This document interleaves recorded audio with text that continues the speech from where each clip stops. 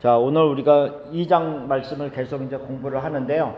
우리가 지난주에는 2장 1절에서 3절까지의 말씀을 우리가 공부를 했습니다. 그래서 2장 1절에서 3절까지의 말씀을 우리가 다시 한번 반복해 보면요.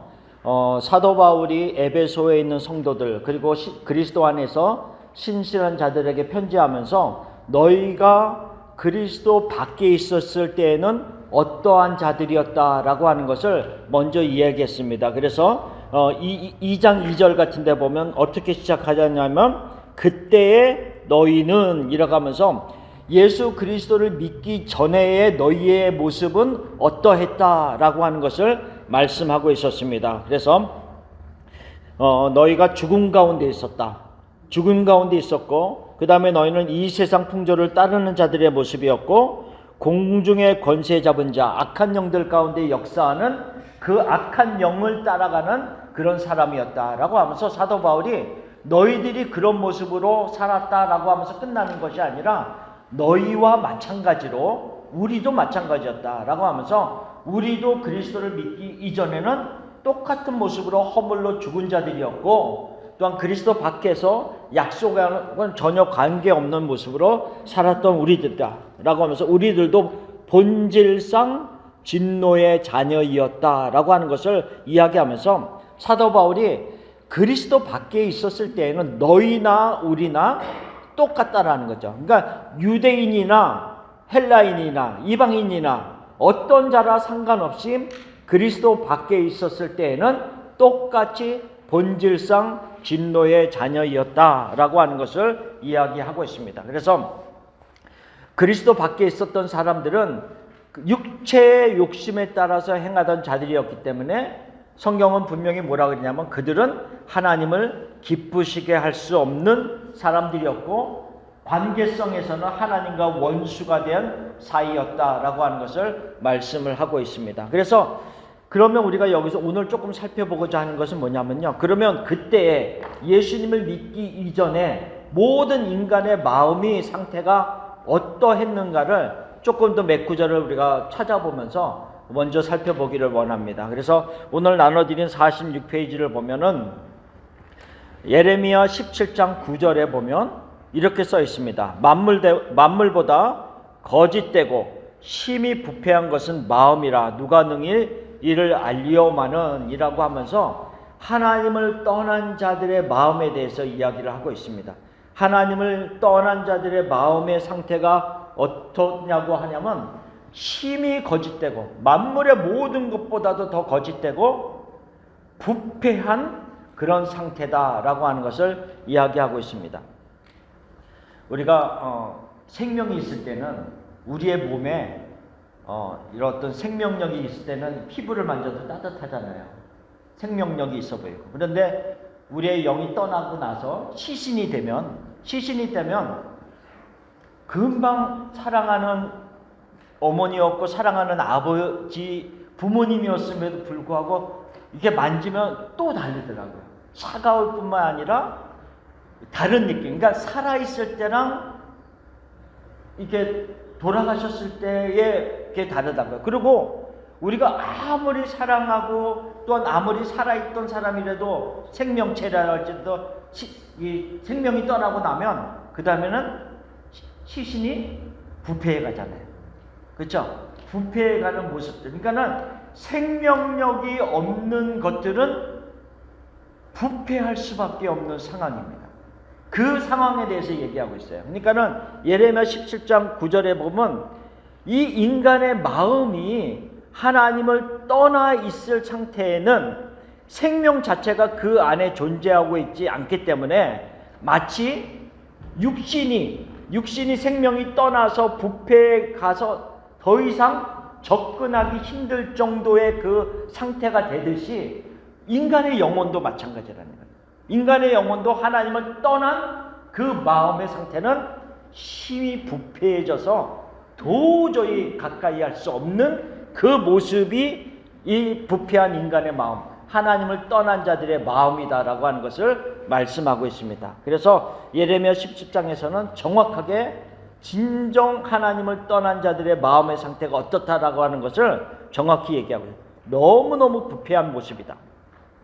그런데 로마서 1장에 보면 그 심히 부패한 인간의 마음의 상태를 다른 관점에서 또 설명을 합니다. 자, 그 밑에 있는 로마서 1장 22절을 보면 스스로 지혜 있다 하나 어리석게 됐다 그랬어요. 그러니까 하나님을 떠난 자들의 삶의 모습들은 그 부패한 삶의 모습임에도 불구하고 스스로는 지혜 있는 자라고 생각한다는 거죠. 물론 우리가 세상의 학문적으로는 얼마든지 지혜롭게 여겨질 수가 있습니다. 그러나 우리가 영적으로 봤을 때 생명력이 없는 자들의 모습임에도 불구하고 그들은 영적으로도 내가 지혜 있다라고 생각을 해요. 그래서 어떻게 반응을 보이냐면 23절의 반응이 나오는 겁니다.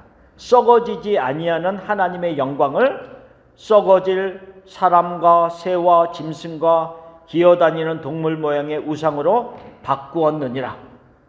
자, 한번 생각해 봅시다. 썩어질 것이 있고 썩지 아니할 것이 있습니다. 우리가 이렇게 설명하면은 좀 이해가 되는지는 모르겠지만 우리가 한번 생각해 봅시다. 자, A라고 하는 회사가 있고 B라고 하는 회사가 있습니다. 두 기업이, 큰 기업이 있는데 내가 돈을 100만 불을 가지고 있어요. 이렇게 늘 말할 때는 돈을 크게 얘기하기 때문에 야, 100만 불을 가지고 있는데 제가 한 회사한테 투자를 하려고 해요.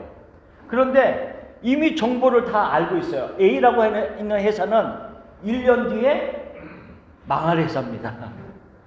이게 재정이 너무 빈약해. 다 소문이 나서 1년 뒤면 없어질 회사예요. 그런데 이 B라고 하는 회사는 너무 튼튼하고 잘 나가고 있어요. 그리고 여러 가지 경제 지표나 뭐 하여튼 이 회사가 가지고 있는 여러 가지가 다 좋아요. 그러면 제가 100만 불을 가지고 어디에다 투자하면은 지혜로운 자입니까? 당연하겠죠. 망할 회사한테 투자를 하는 사람은 없을 겁니다. 그렇죠? 그런데 지금 로마서 1장에 보면은 썩어질 것이 있고 썩지 아니할 것이 있는데 인간 스스로가 다 지혜롭다고 생각하면서도 어디에다 투자하냐면 썩어질 회사에다가, 없어질 회사에다가 투자하면서 나는 지혜로운 사람이야, 이렇게 생각한다는 거죠. 그거를 로마서 1장 23절에 얘기하고 있는 거예요. 나는 영적으로 지혜로워. 나는 영적으로 지혜로워서 하나님의 자리에 사람과 짐승과 다른 해와 달과 별과 이런 피조물들을 하나님의 자리에 딱 올려놓고 그를 섬기면서도 나는 지혜로운 사람이야 라고 하면서 살아가는 모습들이 이 세상에 얼마나 많이 존재하고 있느냐를 성경은 정확하게 얘기하고 있다는 거죠. 그거를 고린도전서 2장 9절에서는 이렇게 설명을 하고 있는 겁니다. 우리가 5월달 성경 구절이기도 하지만 요거를 조금 우리가 좀 더 자세하게 설명할 필요가 있다라는 생각을 가져봅니다. 자, 고린도전서 2장 9절을 같이 한번 읽어봅시다. 기록된 바 하나님이 자기를 사랑하는 자들을 위하여 예비하신 모든 것은 눈으로 보지 못하고 귀로 듣지 못하고 사람의 마음으로 생각하지도 못하였다 한가 같으니라. 우리가 이 고린도전서 2장 9절 말씀만 딱 띄어서 보면 조금 오해하는 부분이 있어요. 뭐냐면 하나님이 사랑하는 자들을 위해서 예비하신 것이 있는데 내가 하나님의 사랑을 받는 사람이란 말이죠. 근데 내가 그거를 내 눈으로 귀로 마음으로 깨닫지 못한다, 이런 식으로만 생각할 수가 있어요. 근데 고린도전서 2장 앞 구절까지 이렇게 쭉 보면 무엇에 대해서 얘기를 하고 있냐면 사도 바울이 고린도 교회 성도들에게 이렇게 얘기합니다. 내가 너희들에게 복음을 전할 때 세상의 지혜로 전한 것이 아니다, 이렇게 전합니다. 세상의 지혜로 전한 것이 아니라 하나님의 능력으로 내가 전한 것이다 라고 하면서 무엇에 대해서 얘기하냐면 내가 말하고자 하는 이 영적인 지혜는 세상의 관원들, 세상의 사람들은 깨달을 수가 없다, 이걸 얘기하고 있어요.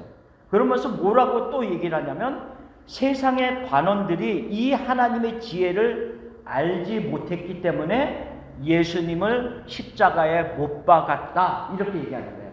그리고 나서 2장 9절을 얘기하는 거예요. 그리고 나서 2장 9절을 얘기하면서 뭐라 했냐면 기록된 바 왜? 세상의 간원들은 이 지혜를 알지 못해서 예수님을 못 박았기 때문에 그 근거를 어디에서 찾아갔냐면 기록된 바 하나님이 자기를 사랑하는 자들을 위하여 예비하신 것이 여기 있는데 예비하신 예수 그리스도 또 예수 그리스도 안에 있는 하늘의 복이 여기 있는데 세상의 지혜를 가지고 있는 사람들은 그거를 깨달을 수가 없다는 얘기예요 지금. 그러니까 세상의 지혜, 세상의 어떤 마음만 가지고 있는 사람들은 그들의 눈으로는 보지 못하고 그들의 귀로는 듣지 못하고 그들의 마음으로는 생각할 수도 없는 것이 이 하나님의 지혜이다 라고 하는 것을 얘기하는 거예요. 이 2장 9절 말씀이. 그래서 2장 10절에 바로 뭐에 대해서 딱 얘기를 하냐면 오직 성령으로 이것을 우리에게 보이셨나니 라고 하는 말씀을 하는 거예요. 그러니까 부패한 아까 예레미야 17장부터 우리가 다시 설명하면 힘이 부패하여서 하나님의 생명에서 떠나 있어서 완전히 부패한 인간의 마음은 스스로 지혜 있다고 생각하면서 하나님 대신에 우상을 그 자리에 올려놓고 섬기면서 영적으로 자기가 지혜롭다고 생각하는 그들의 마음은 어떤 마음이냐면 하나님의 것에 대해서는 눈으로 보지 못하고 귀로도 듣지 못하고 그들의 마음으로는 생각할 수도 없는 그런 것들이다라고 하는 것을 얘기하고 있어요. 깨달을 수 있는 방법은 오직 한 가지, 오직 성령으로 이것을 우리에게 보이셨나니 성령은 모든 것, 곧 하나님의 깊은 것까지도 통달하시느니라. 그래서 오직 성령이 하나님의 모든 것을 알고 계시기 때문에 그 성령이 우리에게 오셔서 하나님의 것들을 알게 하셨단 말이죠. 그거를 우리가 에베소서 1장을 공부한 것을 다시 한번 생각해 보세요. 에베소서 1장에서는 이거를 어떻게 설명했냐면 창세 전부터 하나님이 계획하신 것들이 있었어요. 우리를 선택하시고 그리스도 안에서 예정하시고 그리스도의 보혈로 우리를 하나님의 자녀들이 되게 하시는 것들을 하나님이 계획하셨는데 이것을 어떻게 인간의 마음으로 스스로 깨달을 수 있냔 말이죠. 알 수가 없죠. 하나님의 계획을. 영원 전부터 있었던 계획을 어떻게 우리가 알아요?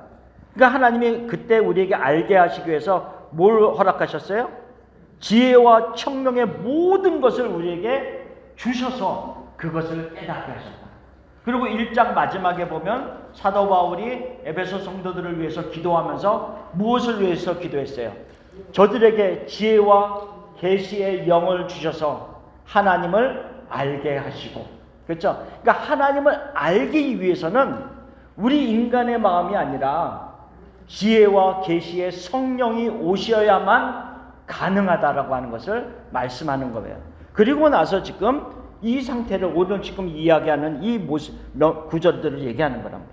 그러니까 우리 스스로는 하나님을 알아갈 수가 없습니다. 그런데 우리가 지금 하나님을 알아가고 말씀을 들으면서 맞아, 저 말씀이 맞구나.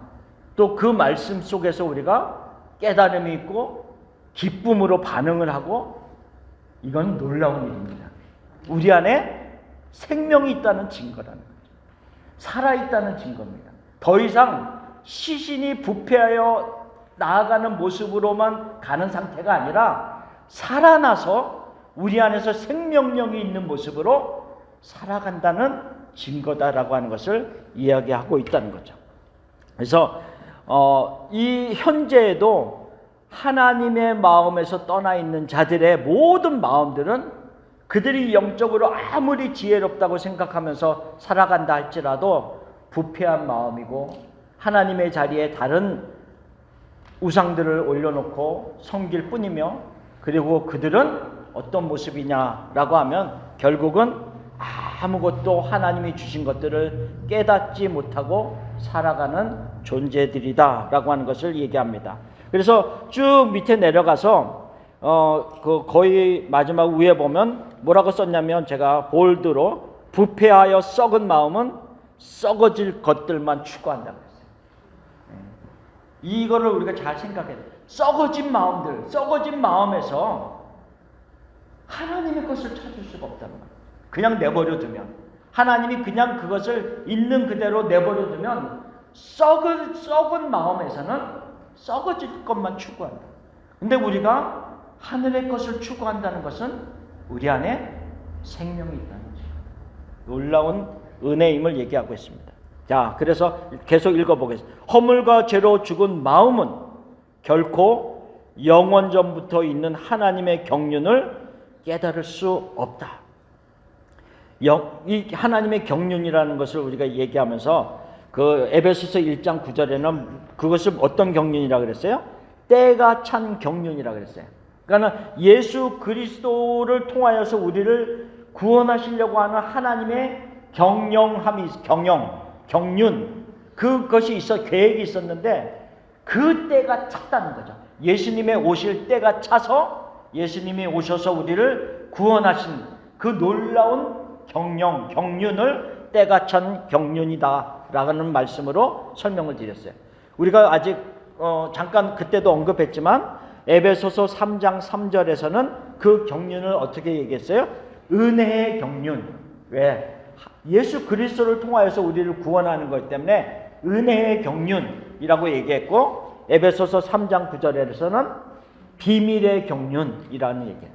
그러니까는 이 경륜이라고 하는 말을 우리가 딱 들으면 좀 어려운 말이기도 하지만 그냥 단순하게 우리가 회사를 경영한다 하는 생각을 하시면서 하나님이 이 온 우주 만물을 경영하는 것과 같은 경륜, 하나님의 계획하심이 있고 하나님의 실천하심과 성취하심, 그 모든 것들을 경륜이라고 부른다는 거죠. 그래서 하나님의 경륜하심을 인간의 부패한 마음으로는 깨달을 수 없지만 오직 성령으로만이 우리가 하나님이 우리에게 은혜로 주신 것들을 깨달을 수가 있다라고 하는 말씀을 하는 겁니다. 그래서 우리가 아까 고린도전서 2장 9절 말씀, 10절 말씀을 좀 위에 말씀과 연결해서 제가 설명을 드렸는데, 그래서 고린도전서 2장 12절에 보면 그 말씀을 하고 있어요. 성령에 대해서 얘기하면서 우리가 세상의 영을 받지 아니하고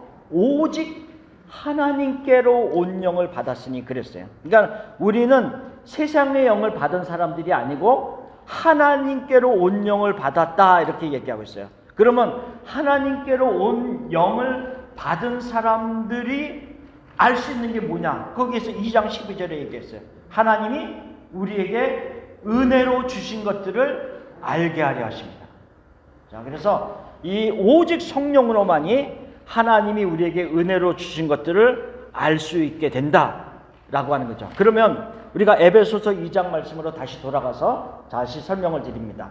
자, 에베소서 2장 1절에서 3절까지는 너희가 전에는, 그리고 우리도 그때에는 부패하여서 썩어진 모습이었고 허물과 죄로 죽은 자들이었고 본질상 진노의 자녀이었다. 그러면 그때에는 하나님의 모든 계획과 하나님의 경륜하심을 우리 스스로는 알 수 있는 상태가 아니었다라고 하는 것을 얘기하고 있어요. 그러면 하나님이 우리에게 알게 하시기 위해서는 우리를 먼저 살아나게 하셔야 된단 말이에요. 영적으로 살아나야지만이 내가 하나님의 계획도 알 수 있고 성령이 내 안에서 역사하심으로 말미암아 알려주시는 것들을 깨달으면서 그 은혜 속에서 하나님께 반응을 한다는 거죠. 찬양도 하고 감사함도 하고 하나님 앞에 내 자신을 드리고 이런 여러 가지들로 반응할 수 있기 위해서는 우리를 살려주셔야 돼요. 영적으로 살려주셔야 돼요. 그래서 살아나야 되는 존재가 되어야 되기 때문에 2장 4절부터는 우리를 어떻게 영적으로 살아나게 했는가에 대한 설명을 하고 있다는 것입니다. 자, 그래서 2장 4절을 봅시다. 자, 에베소서 2장 4절을 보면 긍휼이 풍성하신 하나님이 우리를 사랑하신 그 큰 사랑을 인하여 허물로 죽은 우리를 그리스도와 함께 살리셨고, 이렇게 얘기합니다. 그렇죠? 허물로 죽은 우리를 그리스도와 함께 살리셨는데 그것이 하나님의 은혜인데 모든 구원의 시작점은 어디냐라고 하면 내가 아니라는 거예요. 구원의 모든 근거의 시작점은 긍휼이 풍성하신 하나님이 구원의 근거이고 시작점이고 동기이다 라고 하는 것을 말씀하고 있습니다. 그래서 47페이지를 보면 제1번 긍휼이 풍성하신 하나님이 우리를 향한 그 큰 사랑을 인하여 라고 하면서 구원의 동기이다 라고 하는 것을 말씀하고 있습니다. 하나님이 우리를 구원하실 때 그 구원의 근거를 우리 한 사람 한 사람 각자에게 두지 않았음이 얼마나 감사합니까? 이건 진짜 너무나도 감사한 일이에요. 왜냐하면 생각해 봅시다. 제가 주님 앞에서 잘 좀 살아가는 모습이었을 때는 맞아. 내가 스스로 생각할 때 내가 그래도 구원받을 자격 좀 있는 것 같아. 이렇게 생각하다가도 어느 순간 너무 예를 들면 너무 나쁜 생각을 하고 너무 하나님이 보시기에 안 좋은 모습으로 내가 행동을 했다라고 하면 내가 이거 구원받을 자격이 있나? 이 인간의 마음은 그리고 나의 어떤 죄성은 수시로 바뀔 수 있거든요. 이랬다 저랬다 얼마든지 변질될 수 있는 마음들을 가지고 있거든요. 근데 그 마음, 내 마음에다가 구원의 근거를 하나님이 딱 두셨다라고 한다면 우리가 이 세상을 살아가는 동안 얼마나 불안하겠어요. 이게 내가 구원 받았나? 안 받았나? 막 구원받은 것처럼 생각해서 막 찬양하다가 어느 순간에는 구속에 숨어서 내가 받았을까? 얼마든지 고민할 수 있는 거거든요. 근데 하나님이 뭐라 그랬냐면 우리의 구원의 근거를 너에게 두지 않았다라고 하는 것을 말씀하고요. 어디에 뒀다고요? 긍휼이 풍성하신 하나님이 그 크신 사랑을 인하여서 우리를 구원하셨다. 자, 긍휼이 풍성하신 하나님입니다. 자, 그 박스에 보면 긍휼이라고 하는 거에 대해서 조금 설명을 드리겠습니다. 긍휼이라고 하는 헬라어가 있는데요. 엘레에이라고 하는 말입니다. 엘레에이. 우리가 말하는 자비라고 하는 말이 되기도 하고요. 어떤 때는 동정함, 불쌍히 여김, 이런 여러 가지 말이 이 말의 의미입니다. 긍휼하다, 긍휼히 여기다 라고 하는 겁니다. 그런데 이 긍휼히 여기다라고 하는 말 속에는 어떤 의미를 조금 더 가지고 있냐면 하나님께서 말씀하신 언약을 신실하게 지키시며 자비와 사랑을 베푸시는 것을 의미한다는 거죠. 무슨 말의 의미냐면요, 하나님이 우리에게 긍휼을 베푸시고 나를 자비롭게 생각하시고 나를 품어주시는 모든 것을 하나님이 나에게 말씀하신 언약의 근거에서 그 일을 이루신다는 거죠. 하나님이 성경에서 수없이 나에 대해서 말씀하신 많은 언약들이 있다는 거죠. 너는 나의 백성이 되고 나는 너의 하나님이 되리라. 아니면 나는 너의 아버지이다. 너는 나의 자녀이다. 라고 하는, 그러면서 주신 너무나도 많은 언약들이 있는데 그 언약을 하나님이 지키시면서 우리에게 긍휼을 베푸신다는 거죠. 그러니까 우리가 붙잡을 수 있는 언약의 말씀이 있기 때문에 힘이 더 난다. 우리 측면에서는 그 약속의 말씀을 붙잡고 하나님이 이렇게 말씀하셨잖아요, 나한테. 하나님이 나를 구원하실 때 나에게 근거를 두지 아니하고 하나님의 성품의 근거를 두고 나를 구원하셨잖아요. 이러면 우리에게 힘이 된다는 거죠. 내 자신에게 보는 것이 아니게. 그래서 이 긍휼이라고 하는 말을 그렇게 설명을 하고 있습니다. 그러면서 그 밑에 출애굽기 34장 6절 말씀에 이렇게 써 있습니다. 같이 한번 읽어봅시다. 여호와께서 그의 앞으로 지나시며 선포하시되 여호와라 여호와라 자비롭고 은혜롭고 노하기를 더디하고 인자와 진실이 많은 하나님이라, 이렇게 말씀하십니다. 이 출애굽기 34장은 언제 기록된 말씀이냐면 모세가 첫 번째 돌판을 깨트린 이후에 두 번째로 돌판을 들고 시내산에 올라갔을 때의 모습입니다. 그러니까는 한번 생각해 보세요. 40일 동안 모세는 하나님과 만나서 깊은 교제를 하면서 하나님으로부터 계시를 받는데 시내산 위에서는, 그 산 밑에서는 어떤 일이 있었습니까? 금송아지를 만들어 놓고 그들이 기뻐했다 그랬어요. 그러니까는 금송아지를 만들어 놓고 이 금송아지가 우리를 애굽에서 인도하여 낸 신이다 라고 하면서 기뻐했어요. 왜 그랬을까요? 참 어리석지만 왜 그랬을까요? 모세가 물론 안 보이니까 당연하죠. 근데 그들이 애굽에서 맨날 보통 봤던 것이 그런 것들이에요. 왜냐하면 맨날 애굽에서 봤던 애굽인들이 섬기는 그 어떤 그 신앙적인 영적인 모습들이 금송아지 외에도 수많은 신들이 있었지만 그런 것들을 섬겨놓고 맨날 절하던 섬기던 우상숭배의 모습을 늘 봤기 때문에 그들이 나와서 자기네들을 인도했던 모세가 안 보이니까 할 수 있는 것들이 늘 보던 것들이었다고요. 그러니 다 금 같은 거를 모아다가 금송아지를 만들어 놓고 기뻐하면서, 근데 어쨌든 간에 모세가 내려오면서 그 광경을 보고 그 돌판을 깨뜨렸단 말이에요. 그렇죠? 그러니까 모세가 그럴 정도면 하나님은 얼마나 기가 막혔을까요? 하나님은 얼마나 기가 막혔을까요? 그렇죠? 내가 어떻게 너희들을 구원해냈는데. 그런데 어쨌든 간에 모세가 다시 돌판을 가지고 올라오라 라고 하는 하나님의 명령을 가지고 올라갑니다. 그러면 하나님이 내가 다시는 너희들 꼴보기 싫어 이렇게 하지 아니하시고 하나님이 그 모세를 향해서 뭐라 그랬어요? 나는 여기서 뭐라 그랬어요? 나는 자비롭고 은혜롭고 노하기를 더디하고 인자와 진실이 많은 하나님이라 라고 하면서 다시 그들에게 십계명을 돌판에 새겨서 주시는 하나님, 그리고 그들을 다시 불과 구름 기둥으로 계속 인도하시는 하나님, 그들의 어떤 인도의 근거를, 구원의 근거를 그들에게 주지 않았다는 거예요. 하나님이 애굽에서 그들을 구원해낼 때 구원해내는 근거를 이스라엘 백성들의 마음 상태에 근거를 둔 것이 아니기 때문에 계속 하나님은 불과 구름 기둥으로 인도하시고 하나님께서 계속해서 광야 40년 동안 메추라기를 통해서 먹을 것을 주시고 만나를 주시고 하는 일들을 하신다는 거죠. 왜? 그 구원의 근거를 하나님의 성품에 두셨기 때문에. 그 성품은 긍휼이 풍성하신 하나님, 사랑이 너무 많으신 하나님. 누구를 향해서? 우리를 향해서.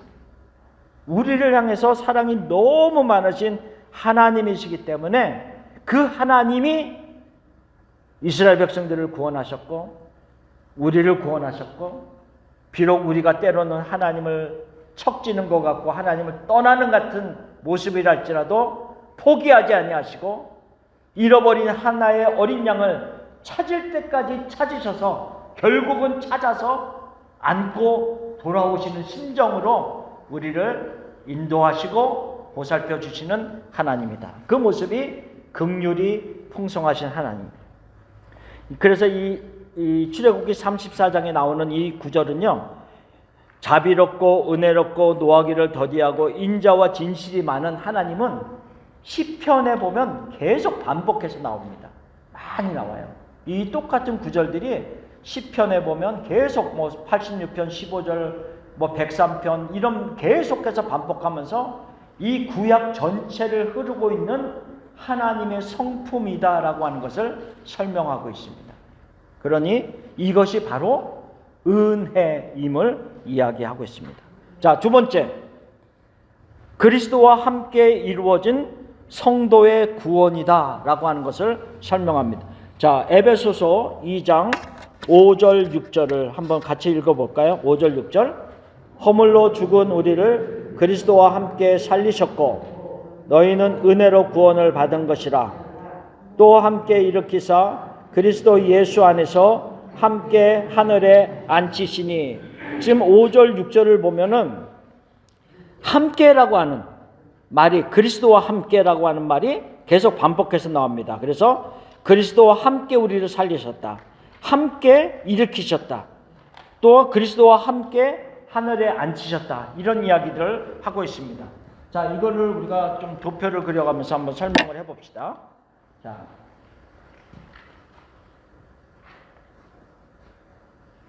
우리가 이 선을 예수 그리스도의 어떤 삶이다, 이렇게 뭐 삶이라보다 어떤 삶이나 사역이다, 이렇게 한번 생각해 봅시다.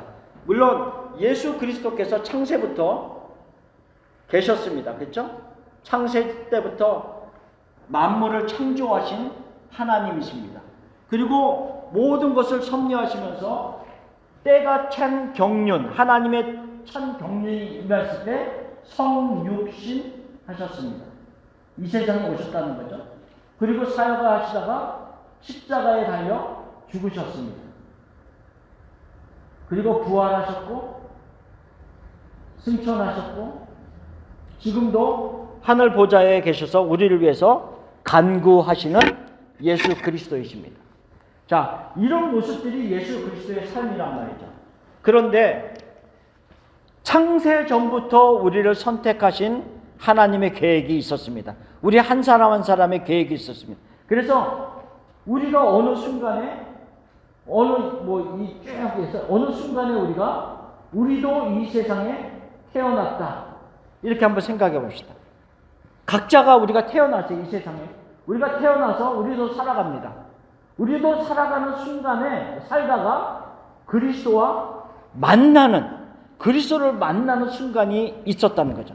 그리스도를 만나서 우리가 그 예수 그리스도를 영접함으로 예수님을 믿는 사람이 되었다라고 하는 거죠. 그러면 이 예수 그리스도를 믿는 이 순간 우리는 어떠한 상태가 되냐면 예수님의 모습 삶이 있다. 자, 예수 그리스도를 만나는 순간 우리는 그리스도와 연합된 관계가 됩니다. 하나 된 관계가 되는 거예요.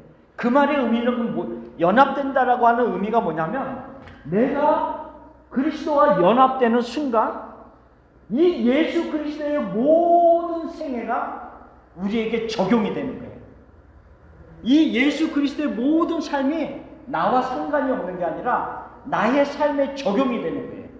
그래서 뭐가 되냐면 예수님의 죽으심이 나의 죽음이 되는 거고, 예수님의 살아나심이 나의 살아남이 되는 거고, 예수님께서 승천하셔서 하늘 보좌에 앉아 계시는 것이 나에게 적용이 되는 거예요.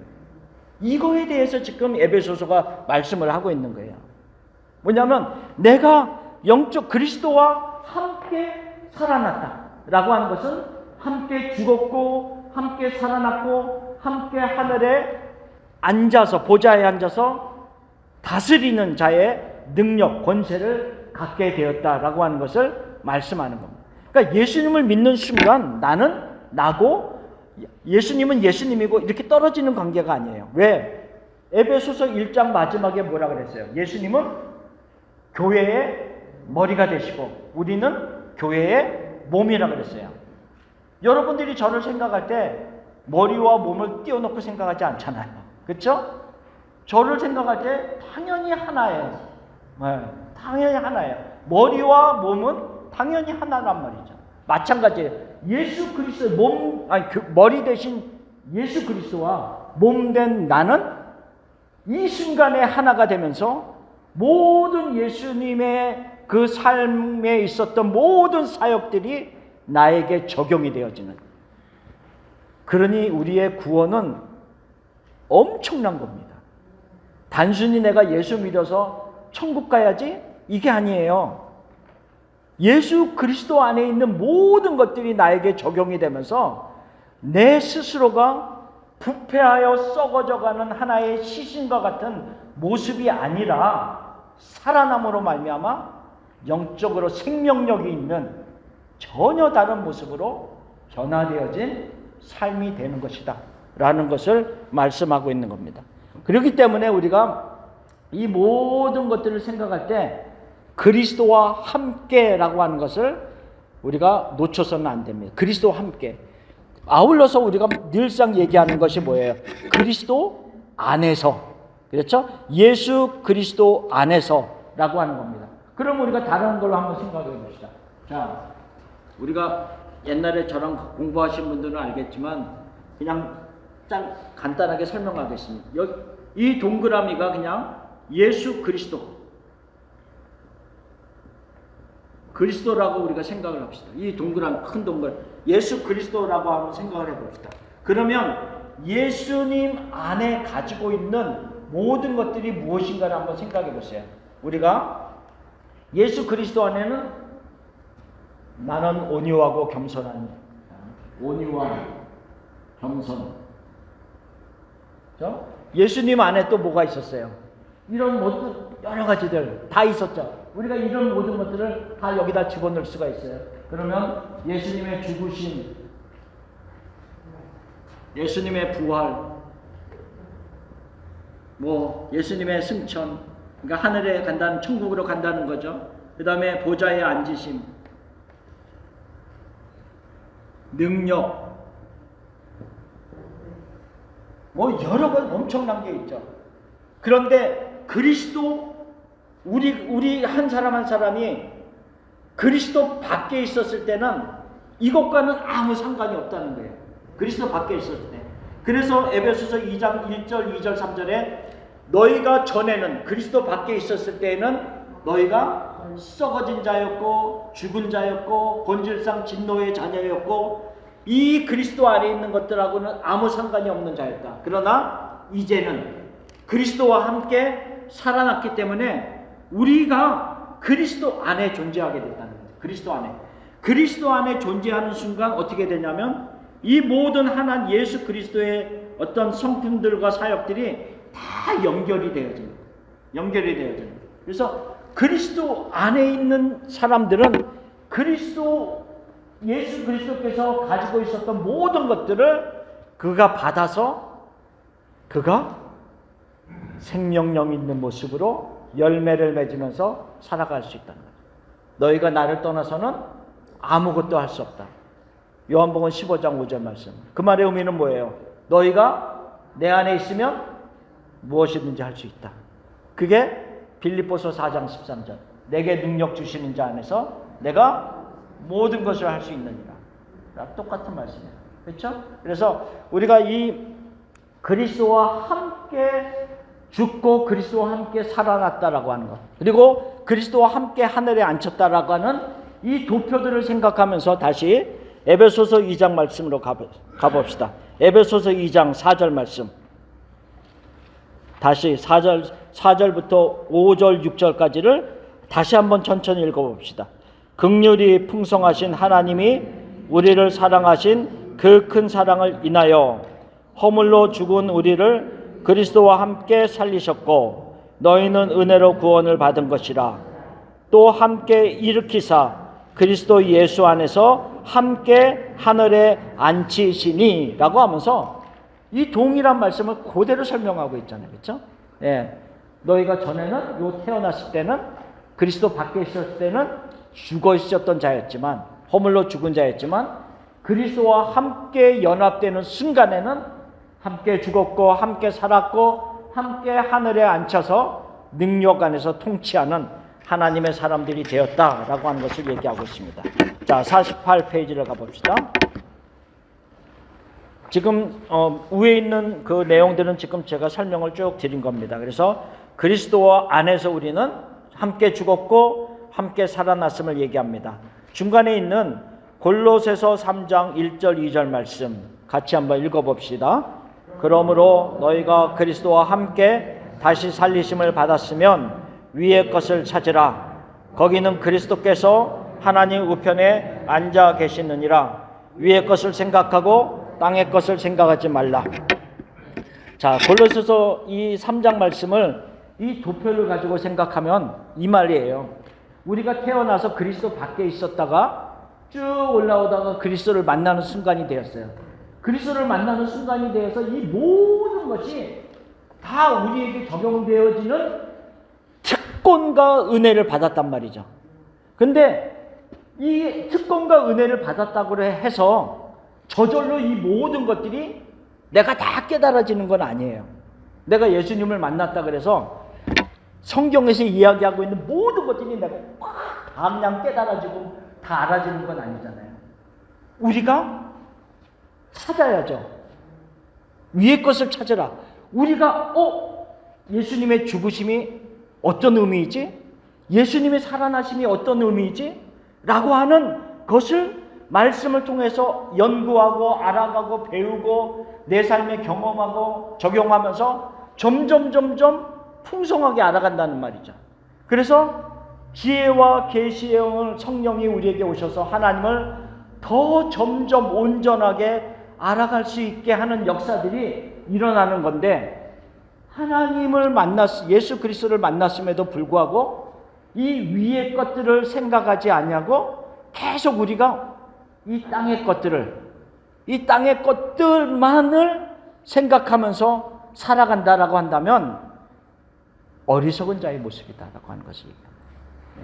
얼마나 놀라운 특권과 은혜를 우리가 받은 자임에도 불구하고 이 모든 것들에 대해서는 관심이 없고 이 밑에 있는 것들만 가지고 살아간다라고 한다. 만약 이런 도표라고 하면 그리스도 안에 있어서 우리가 그리스도 안에서 누릴 수 있는 것들이 얼마든지 있는데, 그리스도 밖에 있는 것들, 옛날의 것들만 생각하면서 살아간다라고 한다면 이것이 얼마나 어리석은 자의 모습이냐. 그래서 골로새서 3장은 위의 것을 찾으라. 그리스도에게 속해져 있는 것들을 찾으라. 마음을 거기에 두어라 라고 하는 것을 이야기하고 있는 겁니다. 자, 로마서 6장 5절 말씀 같이 읽읍시다. 만일 우리가 그의 죽으심과 같은 모양으로 연합한 자가 되었으면 또한 그의 부활과 같은 모양으로 연합한 자가 되리라. 이 로마서 6장은 그리스도와 연합, 하나됨에 대해서 많이 설명하고 있어요. 그래서 6장 5절에는 정확하게 얘기합니다.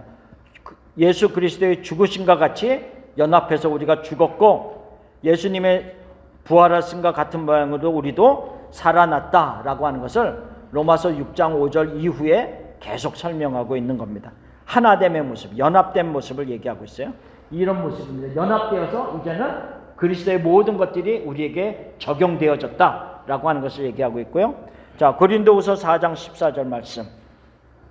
주 예수를 다시 살리신 이가 예수와 함께 우리도 다시 살리사 너희와 함께 그 앞에 서게 하실 줄을 아노라. 아멘.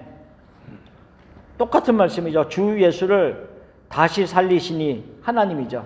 긍휼이 풍성하신 하나님, 그 하나님이 누구와 함께? 예수 그리스도와 함께, 예수 그리스도와 함께 우리를 살아나게 하셨다라고 얘기하고 있습니다. 예수님의 죽으심에 우리는 함께 죽고 예수님이 살아나셨을 때 우리는 같이 살아났다. 그렇기 때문에 예수님의 부활이 없으면 어떻게 될까요? 우리도 없어요. 예수님이 살아나셨으니 예수님의 부활이 없으면 우리들의 부활도 없습니다. 그것이 고린도전서 15장에서 얘기하는 거예요. 그렇기 때문에 예수 그리스도는 부활의 첫 열매이다 라고 하는 거죠. 만일 부활이 없으면, 다시 살아남이 없으면 우리는 불쌍한 자다. 불쌍한 자다. 예, 그렇게 얘기합니다. 그러니까는 예수님의 죽으심과 또한 예수님의 다시 살아나심과 더불어 우리는 죽고 함께 살아났다라고 하는 것을 이야기하고요. 결국 어디에 섰어요? 예수와 함께 하나님 앞에 설 줄을 우리가 아노라. 그렇죠? 그것이 요한계시록 14장에 가면 뭐라고 설명하고 있어요? 시온산에 어린 양과 함께 서 있는 14만 4천 명. 그들이 부를 새 노래.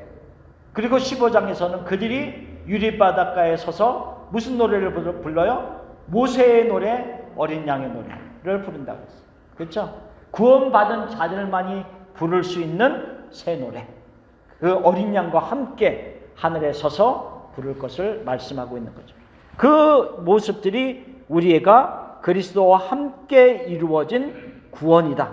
그 구원을 받은 사람들이 앞으로 이루어질 특권과 은혜이다 라고 하는 것을 말하고 있는 겁니다. 자, 3번. 그리스도 안에서 이루어진 구원의 목적. 그러면 예수님과 함께 우리가 구원을 받았는데 그 구원받은 하나의 목적이 또 무엇이냐는 거죠. 여러 개가 있겠지만 그 구원의 목적을 에베소서 2장 7절은 이렇게 말씀하고 있습니다. 같이 읽어봅시다. 이는 그리스도 예수 안에서 우리에게 자비하심으로써 그 은혜의 지극히 풍성함을 오는 여러 세대에 나타내려 하심이라.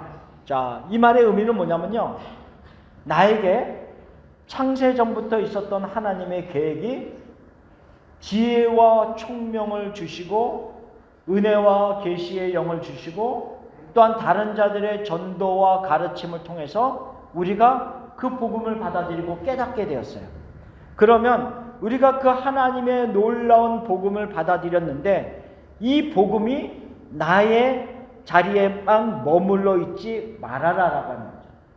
나를 통해서 또 다른 사람들에게 전달되어질 수 있는 삶을 살아라 라고 하는 것을 말씀하고 있는 겁니다. 그래서 오는 여러 세대에 그것을 나타내라 라고 하는 것을 말하고 있습니다.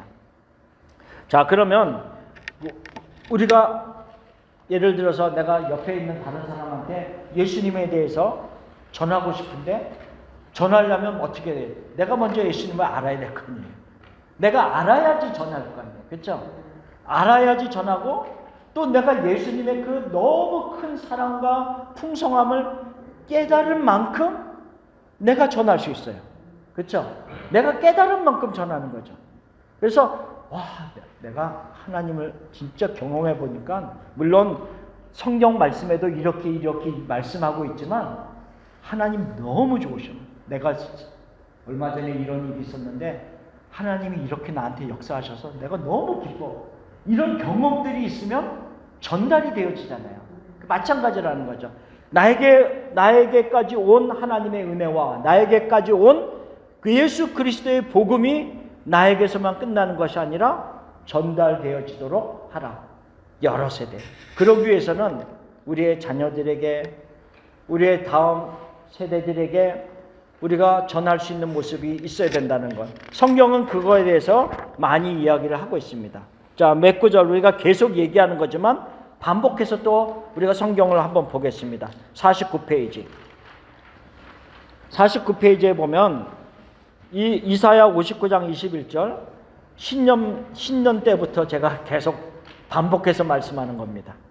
자, 이사야 59장 21절 같이 읽어봅시다. 여호와께서 이르시되 내가 그들과 세운 나의 언약이 이러하니 곧 내 위에 있는 나의 영과 내 입에 둔 나의 말이 이제부터 영원하도록 내 입에서와 내 후손의 입에서와 내 후손의 후손의 입에서 떠나지 아니하리라 하시니라. 여호와의 말씀이니라. 피리어드. 빵.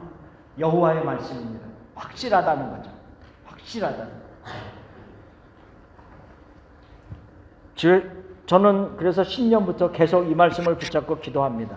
그래서 자녀들을 위해서도 기도하고 또 다음 세대를 위해서도 기도하면서 늘 기도하는 게 하나님 저에게 주신 성령, 저에게 주신 이 말씀 나의 자녀들의 마음에 그 자녀들의 입술에 그들의 마음에 성령을 주시고 물론 성령이 계시지만 그들의 마음에 성령을 주시고 그들의 입술에 저에게 주신 이 말씀을 주시옵소서. 그렇게 계속 기도하고 있어요. 그러니까 이 말씀이 나에게 주신 말씀과 성령이 나에 대해만 끝나는 것이 아니라 나의 다음 세대에게, 나의 후손들에게, 그리고 나의 후손의 후손들에게 계속 이어질 수 있도록 하라라고 하는데 이 59장 21절은 그 전에 뭐라 그러냐면 여호와의 열심히 이를 이룰 것이다 라고 하는 것을 말씀합니다. 그러니까 우리가 힘을 쓰지만 여호와의 열심히 이 일을 이루어지게 할 것임을 우리에게 약속하셨다는 거죠. 그러니 우리는 언약의 말씀을 붙잡고 기도하는 거죠. 그렇죠? 우리는 기도하는 거예요. 그래서 그 하나님의 역사 속에 기도로 동력하는 자의 모습으로 우리는 살아가는 겁니다. 자, 디모데후서 1장 5절 말씀. 디모데를 얘기하면서 바울이 얘기한 겁니다. 이는 너의 속에, 디모데의 속에라는 거죠. 자, 읽어봅시다. 거짓이 없는 믿음이 있음을 생각함이라. 이 믿음은 먼저 내 외조모 로이스와 내 어머니 유니게 속에 있더니 내 속에도 있는 줄을 확신하느라. 그러니까 디모데 마음 안에 이 거짓이 없는 믿음, 참 어떤 순수한 믿음이 있었단 말이죠. 근데 그 믿음이 어디서부터 있었어요? 할머니부터. 외할머니 로이스, 그리고 어머니 유니게 속에 그 순수한 믿음, 거짓이 없는 믿음이 있었는데 연결이 돼서 디모데에게까지 전달되었다는 거죠. 그러니까 본이 되는 삶을 살았다는 거죠. 그렇죠? 본이 되는 삶을 살고 또 말씀으로 가르치고 하는 모습이 있었다는 것을 얘기하고 있어요. 그래서 우리의 자녀의 자녀들이 이 거짓이 없는 순수한 믿음을 가지기를 소원합니다. 그러기 위해서는 우리 자신이 먼저 그러한 모습으로 살아야 된다라고 하는 것을 말씀하는 거죠. 계속 전달되어지는 모습으로 살아라. 그리고 그 디모데가 결국은 목회자가 되었어요. 사도 바울로 인해서 목회자가 되어서 에베소 교회를 사역하는 목회자가 되었습니다. 그 목회하는 디모데에게 디모데후서 2장 2절에 이렇게 쓴 겁니다. 자, 읽어봅시다. 또 내가 많은 증인 앞에서 내게 들은 바를 충성된 사람들에게 부탁하라. 그들이 또 다른 사람을 가르칠 수 있으리라. 여기에 보면은 영적인 세대가 몇 세대가 나온다라고 계속 말씀했죠. 자, 첫 번째 세대는 누굽니까? 바울. 그렇죠? 바울이 첫 번째 세대예요. 디모데에게 말합니다. 너가 나에게 들은 말씀을. 그러니까 바울을 통해서 누구에게 갔어요? 디모데에게 이 말씀, 복음이 갔어요. 그러면 디모데에게 부탁했어요. 누구를 가르치라? 누구에게? 충성된 사람들. 그렇죠. 하나님 안에서 신실한 자들, 성소들, 충성된 사람들을 가르치라. 그러면 이 충성된 사람들이 누구를 또 가르쳐요? 다른 사람들을. 다른 신실한 자들. 그래서 이 디모데후서 2장 2절 말씀에 보면은 영적인 세대가 나와요. 바울이 디모데에게 전한 말씀. 그러면 디모데가 그 복음을 또 충성된 사람들에게 전하고 그 충성된 사람들은 또 다른 신실한 자들을 전하면서 세대를 이어가면서 복음이 전파되어지는 거죠. 그리고 그 말씀이 오늘날 우리에게까지 왔다는 거죠. 그래서 우리가 제자 훈련을 할 때 이 말씀, 이 디모데후서 2장 2절 말씀을 굉장히 많이 이야기합니다. 이 말씀과 더불어서 또 중요하게 이야기하는 것이 그 밑에 있는 마태복음 28장 19절 20절 말씀입니다. 자, 같이 읽어봅시다. 그러므로 너희는 가서 모든 민족을 제자로 삼아 아버지와 아들과 성령의 이름으로 세례를 베풀고 내가 너에게 분부한 모든 것을 가르쳐 지키게 하라. 볼지어다 내가 세상 끝날까지 너희와 항상 함께 있으리라 하시니라. 아멘. 이 마태복음 28장은 언제 말씀하신 거예요? 마지막 승천하시기 바로 전에. 그러니까 하늘로 올려가시기 바로 전에 제자들에게 꼭 12명이 아닙니다. 많은 제자들에게 말씀한 겁니다. 그리고 그 수많은 사람들이 모여서 예수님의 말씀도 듣고 하늘로 올려가는 승천의 모습을 봅니다. 근데 그때 몇 명이 모였을까요? 많이 모였어요. 제가 새벽 기도회 때 잠깐 얘기를 했지만 고린도전서 15장 6절에 보면 500여 형제들이 일시에 부활의 주님을 봤다 그랬어요. 그때를 이 승천의 때로 우리가 해석을 합니다. 그러니까 예수님이 승천하실 때 그 부활의 주님 승천하시는 모습을 본 사람이 500여 형제가 됐어요. 그런데 그 500여 형제들에게 뭐라고 말씀하셨어요? 예루살렘을 떠나지 말고 아버지께서 너에게 약속하신 성령을 기다리라. 근데 마가의 다락방에 몇 명이 모였어요? 120명. 그 말의 의미는 뭐예요? 많은 자들이, 우리가 숫자적으로 굳이 계산한다면 380명이라고 하는 숫자들은 떠났어요. 없어졌어. 어디로 갔는지 모르는 거예요. 그러니까는 우리가 생각할 때 죽었다가 살아나신 예수님도 봤어. 하늘로 올리시는 승천하시는 예수님도 봤어. 그러면 완전히 우리의 삶이 확 변할 것 같은데 인간은 안 그래. 왜냐하면 마태복음 28장 우리가 그 앞구절을 안 봤지만 뭐라고 얘기하면 의심하는 자도 있더라. 그 부활의 주님을 보고 그 승천하시는 역사를 보면서도 그의 마음에는 온전히 디모데와 같이 거짓이 없는 믿음으로 싹 가지 않고 이건 뭐지? 그러면서 그 순간에도 의심하고 결국은 예수님의 말씀 안에 거하지 아니하고 예루살렘에서 떠나는 모습으로 살아가는 자들이 있다는 거죠. 그러니까 결국은 뭐냐면요, 우리가 이적을 경험해도 막 하나님의 놀라운 이적을 경험하면 우리의 믿음이 확 달라질 것 같은데 아니에요. 결국은 뭐냐면 하나님의 은혜예요. 이적을 경험하던 우리가 말씀만 붙잡고 믿음으로 살아가던 결국은 하나님의 은혜로 우리가 구원을 받은 것이다 라고 하는 것을 말씀을 하고 있는 겁니다. 그래서 우리가 그 은혜로 받은 이 믿음을 나의 대에 나의 그 마음에만 머물러 있게 하지 말고 자녀들에게, 다음 세대에게, 또 다른 이웃에게 우리가 본을 보이면서 전할 수 있는 모습이 되어야 된다라고 하는 것을 이야기합니다. 그러기 위해서는 그리스도를 알고 그의 풍성하신 은혜를 우리가 경험하고 그리고 본이 되는 모습으로 그들을 앞에서 살아가면서 우리가 가르치는 자의 모습이 또 필요하다. 잔소리로 가르친다는 의미가 아니라 하나님의 말씀을 잘 전할 수 있는 그 모습이 되어야 된다라고 하는 것을 말씀하고 있는 겁니다.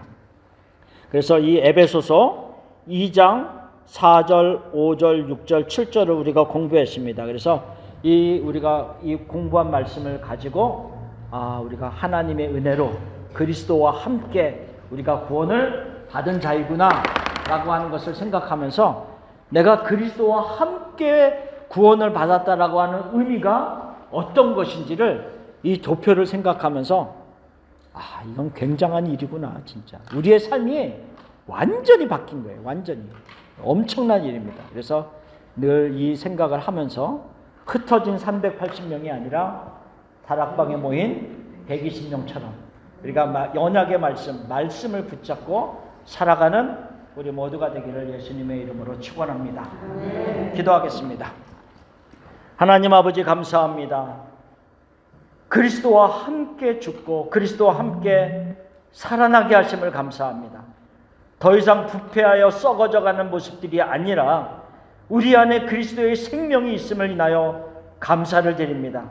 하나님, 진정 그리스도 예수 안에 있는 그 놀라운 능력과 그 모든 것들이 우리의 삶에 온전히 적용되게 하여 주시고 믿는 자의 그 삶의 능력, 그 삶의 기쁨, 그 삶의 풍성함이 우리 가운데 가득하도록 도와주시옵소서.